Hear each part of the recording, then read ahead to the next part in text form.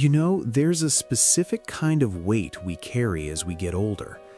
It isn't just the physical items in our attics or the boxes in the garage. It's the weight of more. For 40 years, we were told that success was about gathering, building, and holding on tight. We measured our progress by the size of the house, the number of accounts, and the sheer volume of things we could leave behind. But as the sun begins to set on the frantic pace of our careers, we realize that the most beautiful views are seen when we aren't carrying so much luggage. Welcome to the lighter life. I'm so glad you're here, because today we're starting a journey toward a version of you that is unburdened, secure, and finally, truly free. We often think of a legacy as a gift, a grand inheritance of gold and mahogany. But if that inheritance requires our children to spend months sorting through a lifetime of clutter, or if it creates legal battles that tear families apart, is it really a gift, or is it a task? The truth is, we've been conditioned to be collectors, not curators. We spend the first half of our lives filling the vessel, and we should spend the second half refining what's inside. When we talk about the lighter life, we aren't talking about losing anything of value. We are talking about shedding the layers of obligation and stuff that prevent us from actually living. We are moving from the accumulation phase to the liberation phase. Think about your home for a moment. Think about the basement, the drawers, the filing cabinets. Does that mental image feel like a warm hug? Or does it feel like a subtle, nagging pressure in your chest? If it's the latter, you aren't alone. We have reached a point where our abundance has become our anchor. But anchors are meant to be lifted when it's time to sail. As we begin this 10-part exploration, I want you to give yourself permission to let go. Not just of the physical objects, but of the idea that your worth is tied to the volume of your estate. We are going to dive deep into the psychology of clutter, the hidden dangers in your financial planning, and the emotional boundaries you need to set to ensure your next chapter is your best chapter. But before we can fix the finances or clear the closets, we have to address the why. Why do we hold on so tight? Why does the idea of less feel like a loss rather than a gain? It's because we've confused our possessions with our memories. We think if we throw away the chair, we lose the person who sat in it. But what if I told you that by clearing the chair, you actually make room for the memory to breathe? Imagine a life where every item you own has a purpose or brings you genuine joy. Imagine a bank account that is protected, simple, and serves your life rather than dominating your thoughts. That is the destination. But to get there, we have to start with the hardest room in the house, the one we've been avoiding for years. Do you know what happens to your treasures the moment you are no longer here to explain why they matter? Having touched on why we carry these burdens, we have to face the reality of the physical space we inhabit. For many of us, our homes have slowly transformed from sanctuaries of peace into warehouses of the past. We walk through rooms filled with furniture we don't use, and closets bursting with clothes for a life we no longer lead. We call it saving things for a rainy day, but the rain is already here, and we're drowning in the collection. This is where the concept of Swedish death cleaning comes in. Now, don't let the name startle you. In Swedish, it's dörrstädning, a beautiful, pragmatic approach to organizing your life so that your loved ones aren't left with a monumental burden when you're gone. It's not about death, it's about life. It's about taking responsibility for your own stuff so that your legacy is defined by your love, not your laundry. Think of it as the ultimate act of kindness. When we refuse to downsize, we are essentially delegating a massive, exhausting chore to our children or heirs.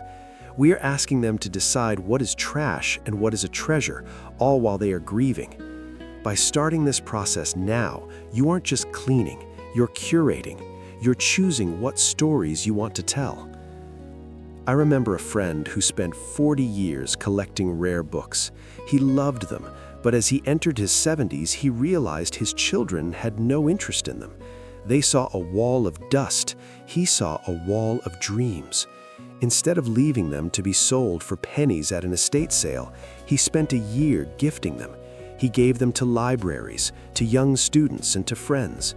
He turned a burden of storage into a legacy of literacy. He felt lighter with every book that left his house.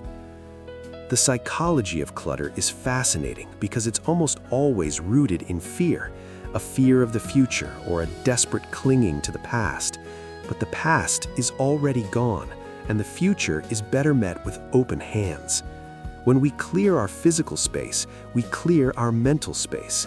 We stop being the curator of a museum and start being the architect of our freedom. But downsizing isn't just about the big furniture. It's about the hidden layers, the paperwork, the digital clutter, and the items we keep out of guilt. Guilt is a terrible reason to own a vase you hate. If you're keeping something just because someone gave it to you 20 years ago, you aren't honoring the giver, you're honoring the guilt. As we look around our living rooms, we have to ask, does this item support the person I am becoming, or does it serve the person I used to be? Because once we've cleared the hallways and the attics, we'll find that the most dangerous clutter isn't in a box at all. It's sitting inside our wallets and bank accounts. If your physical house is a warehouse, what does that say about your financial house? Now that we've recognized the warehouse effect in our homes, we have to tackle the most difficult hurdle in downsizing, the myth of sentimental value. We often tell ourselves that we can't get rid of the china set because it belonged to Aunt Martha, or we can't part with the boxes of old greeting cards because they represent love. But we have to be honest with ourselves. Love doesn't live in cardboard boxes, and Aunt Martha's spirit isn't bound to a porcelain plate. When everything is sentimental, nothing is. If we keep every drawing our children ever made, every ticket stub, and every souvenir from every vacation, we create a noise so loud that the truly special things get lost in the static. The goal of the lighter life is to find the signal in that noise. It's about choosing the one photograph that captures a decade rather than 10 albums that sit in the dark. I want you to try an exercise. Pick up an object you've been holding on to for sentimental reasons. Hold it and ask, if I lost this in a fire today, would I miss the object or would I just miss the memory it represents? Most of the time, it's the memory. And the wonderful thing about memories is that they are weightless. They don't require insurance, they don't need dusting, and they don't take up square footage. We also have to consider the legacy of burden we are creating for our children. Our kids generally do not want our stuff. It sounds harsh, but it's a liberating truth. They live in a different world with different tastes and smaller spaces. By forcing them to inherit our treasures, we're often gifting them a decade of guilt. They'll feel bad getting rid of it, so they'll pay for a storage unit to keep it, effectively paying a guilt tax on our behalf. True legacy building is about passing on values, stories, and financial security, not boxes of National Geographics from 1984. When we let go of the physical anchors, we make room for the emotional connections that actually matter. We can spend our time talking to our grandkids about our lives rather than spending our time moving boxes around them. As we thin out the physical belongings, we start to feel a lightness. But that lightness can be quickly weighed down again if our financial affairs are a tangled web of old accounts, complex structures, and outdated plans. If we can't even sort through a drawer of old photos, how are we going to face the complexity of an estate that's been growing for 40 years? We've talked about the what and the why, but now let's talk about the how. The art of letting go is a muscle. If you haven't used it in 40 years, it's going to be weak at first. You might feel a pang of anxiety when you see an empty shelf or a cleared-out drawer. That's normal. That's the feeling of a habit breaking. The secret to mastering Swedish death cleaning and downsizing in general is to start small and start with the things that have no emotional charge. Don't start with the family photos. Start with the junk drawer. Start with the expired spices in the pantry or the linens that are frayed at the edges. When you see the immediate peace that comes from a clean drawer, you'll find the energy to move to the bigger things. Remember, this isn't a race. It's a transition. You are editing your life. Think of a great film. The reason it's great is because of what was left on the cutting room floor. You are currently in the process of creating the director's cut of your life. You're keeping the best scenes and letting the filler go.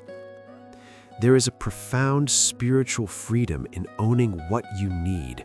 It reduces the cognitive load on your brain. Every object you own demands a tiny bit of your attention. It needs to be cleaned, moved, repaired, or insured. When you have fewer objects, you have more attention for the people you love and the activities that fulfill you. As you go through this process, you might find that you're not just clearing out your house, you're clearing out your identity. We often use our possessions to signal who we are to the world. I am a person who owns fine art, or I am a person with a massive library. But as we age, we realize we don't need to signal anything. We know who we are. We are the sum of our experiences, not the sum of our receipts. This physical liberation is the essential first step.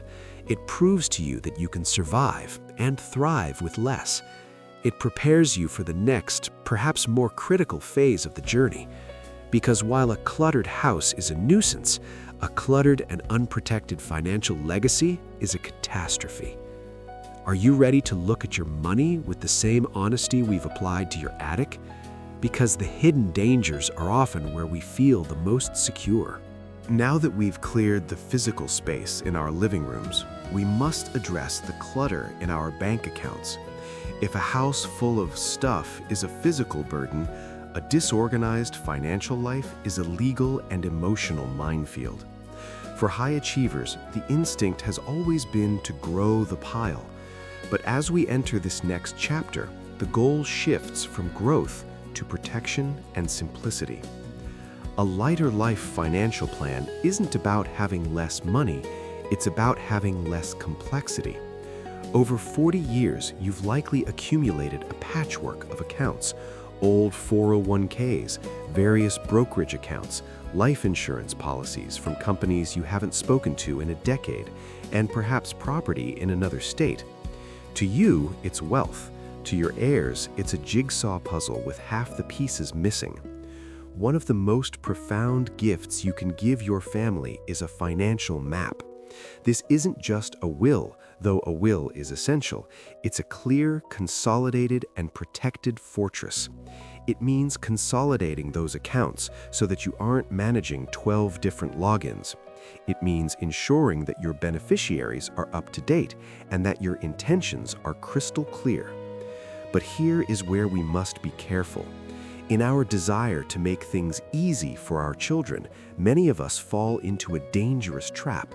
We think, I'll just put my daughter's name on my bank account so she can pay my bills if something happens. It sounds like a shortcut to simplicity, doesn't it? But it is often the beginning of a nightmare. Before we move forward, a necessary reminder: laws regarding estates and joint accounts vary significantly by region. While I can offer wisdom on the philosophy of these choices, you must always consult with a qualified legal and financial professional in your specific jurisdiction to ensure your plans are sound. The danger of joint accounts is often invisible until it's too late. When you add a child to an account, you aren't just giving them access, you are making your money their money in the eyes of the law. If that child gets sued, goes through a divorce, or faces a tax lien, your nest egg could be seized to pay their debts. Your desire for simplicity could end up funding a stranger's lawsuit. True financial security comes from structure, not shortcuts. It comes from trusts, powers of attorney, and clear estate planning that protects both you and your heirs. It's about building a fortress that is easy for the right people to enter, but impossible for the wrong people to breach. But even with a perfect plan, there is a predator at the gate that we often ignore because we think we're too smart to be caught. Do you know the most common way a legacy is drained before it ever reaches the next generation? We've talked about securing the fortress, but every fortress has a weakness, the person holding the keys. As we age, we become the primary targets for a sophisticated multi-billion-dollar industry of scammers. They don't look like villains, they sound like helpful bank officials, tech support agents, or even distant relatives in trouble. The lighter life philosophy involves protecting your mental peace as much as your money. Scams today aren't just about losing a few $100s. They are designed to drain entire life savings in an afternoon. They prey on our kindness, our desire to be helpful, and sometimes our fear of being out of the loop with technology. Financial security in your legacy years requires a healthy dose of skepticism. It means creating friction in your financial life. While we want things to be simple, we don't want them to be too fast. Setting up alerts, having a trusted financial buddy to run things by, and never, ever making a financial decision under pressure are the walls of your fortress. Scammers love isolation.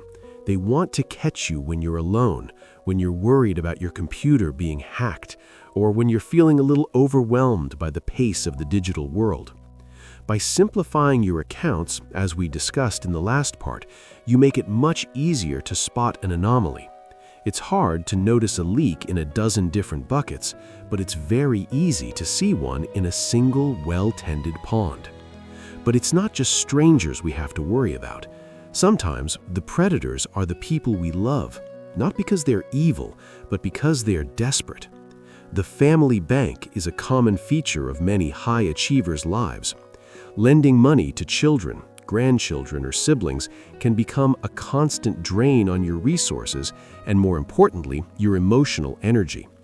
Securing your wealth means learning the word no as an act of love.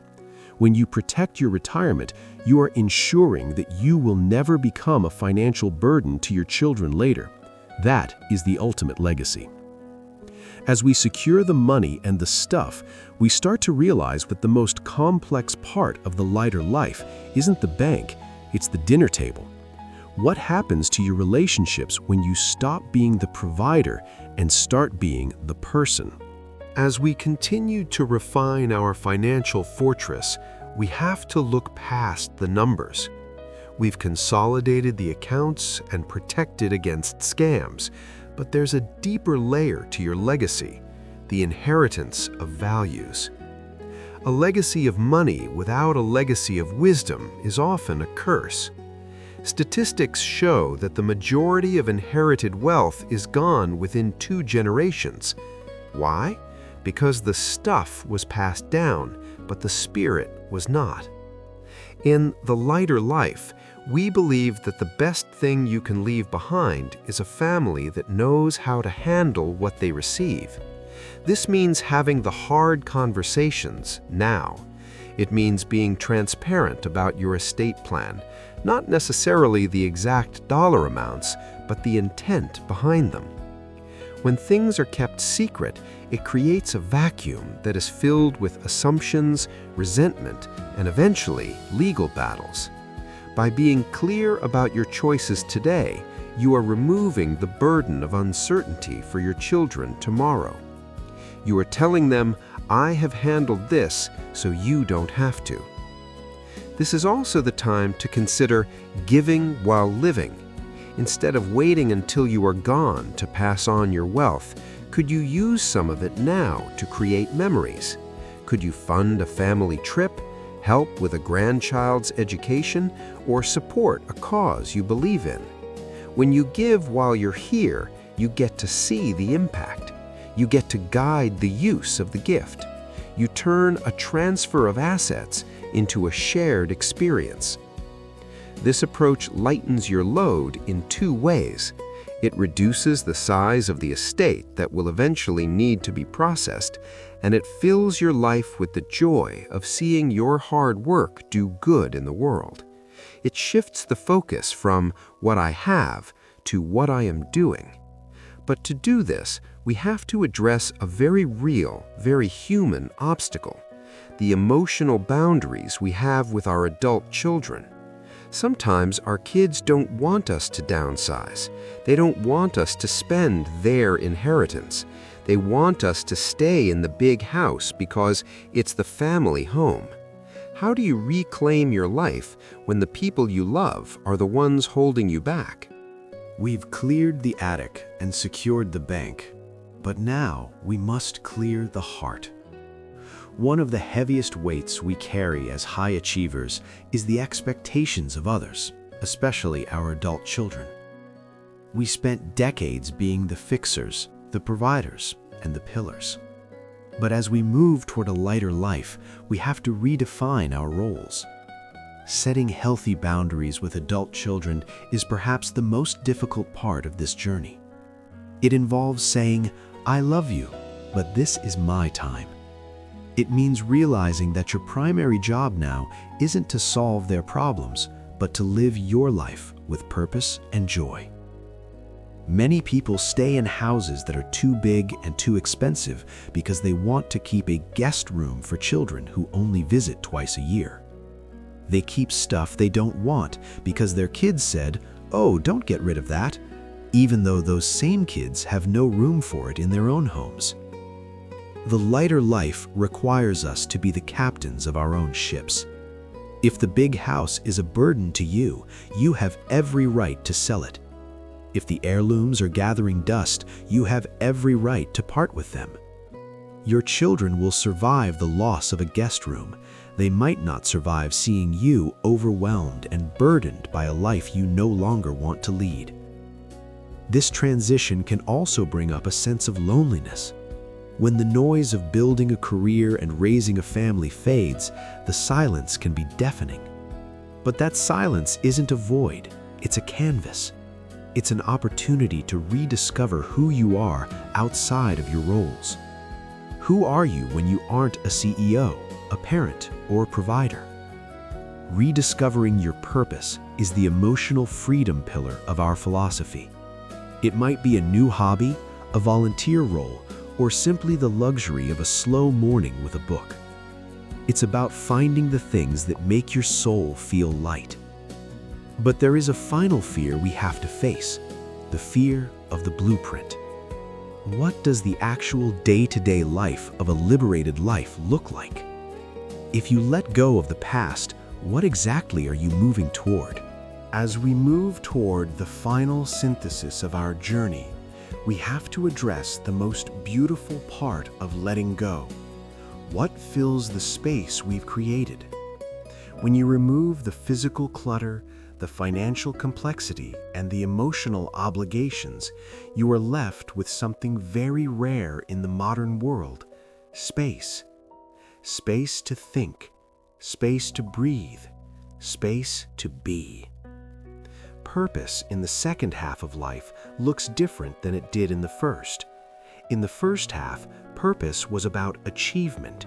In the second half, purpose is about contribution and connection. It's about being a wise elder rather than a warrior.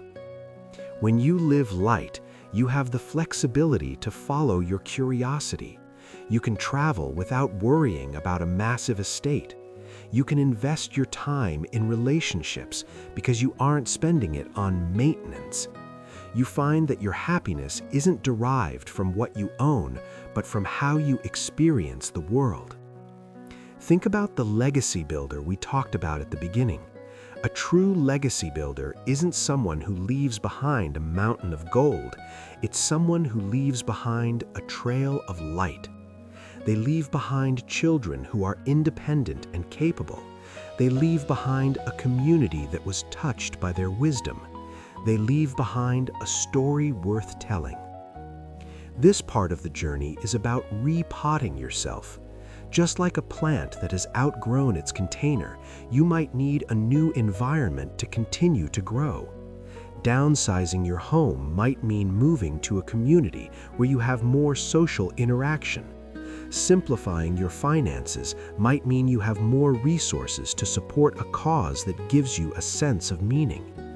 But to step into this new world, you have to be willing to leave the old one behind completely. You have to stop looking in the rearview mirror. Are you ready to see the blueprint for your new, lighter life? Because the final step isn't about letting go, it's about stepping forward. We have traveled a long way together. We've walked through the cluttered halls of the physical warehouse, navigated the dangerous waters of joint accounts, and stood on the emotional horizon of our family dynamics. Now we arrive at the destination, the freedom blueprint. This isn't just a plan, it's a way of being. The lighter life philosophy is summarized in 3 simple, powerful actions. Curate your space, protect your peace, and invest in your purpose. First, curate your space. Do not stop until your environment reflects the person you are today. If it doesn't serve you, if it doesn't bring you joy, or if it's just taking up room, let it go. Give it away, sell it, or toss it. Make your home a sanctuary, not a storage unit. Remember the gift of downstadning, the kindness of leaving behind a clear path. Second, protect your peace. Consolidate your financial life. Seek professional advice to build a fortress that is simple and secure. Be the gatekeeper of your assets. Say no to scams and no to being the family bank at the expense of your own security. Ensure your legacy is a blessing, not a legal battle. Third, invest in your purpose. Take the time and energy you've reclaimed and pour it into the things that make your heart sing. Build deeper connections with your family based on love, not obligation. Find work, hobbies, or service that gives you a reason to jump out of bed in the morning. You have spent 40 years building a life. Now it is time to live it. The weight you've been carrying wasn't a requirement, it was just a habit, and habits can be broken. Every box you tape shut and give away, every account you consolidate, and every boundary you set is a step toward the light. Your best years aren't behind you in the accumulation phase, they are right here in the liberation phase. You are no longer defined by what you have, but by how freely you move through the world. As we close this series, I want to leave you with a final thought. In the end, we won't remember the square footage of our homes or the balance of our portfolios. We will remember the sunsets we watched without distraction, the laughter of our grandchildren in a room filled with peace, and the quiet satisfaction of knowing we left the world a little lighter than we found it. Thank you for joining me on this journey. This has been The Lighter Life.